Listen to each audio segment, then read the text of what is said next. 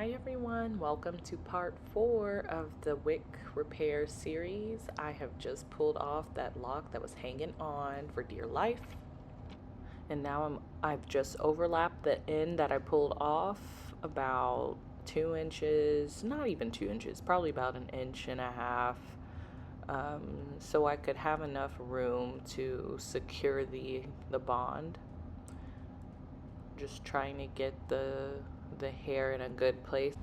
The most important thing to look out for when you are attaching a piece of, especially with the larger size locks or wicks, you want to be careful not to overlap it too far, as it'll make it feel lumpy, but you also don't want to attach it too low where it will just slip off with the next wash.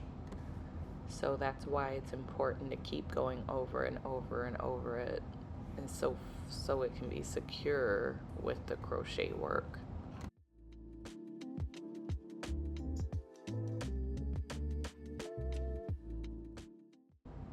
This is real-time footage of me trying to multitask.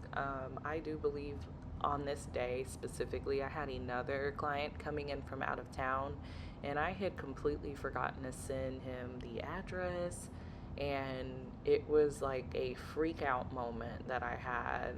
I'm trying to make sure everybody has the right information, but honestly, with an ever-growing volume of clientele, it is very challenging to manage all of the communication on your own. Which sums up why I made the decision to move my salon from a home-based business to an established salon. Shout out to the team at Curl Suite Salon for allowing me to be a guest stylist here and for all of the support along the way. I'm going to add a link here for their YouTube channel.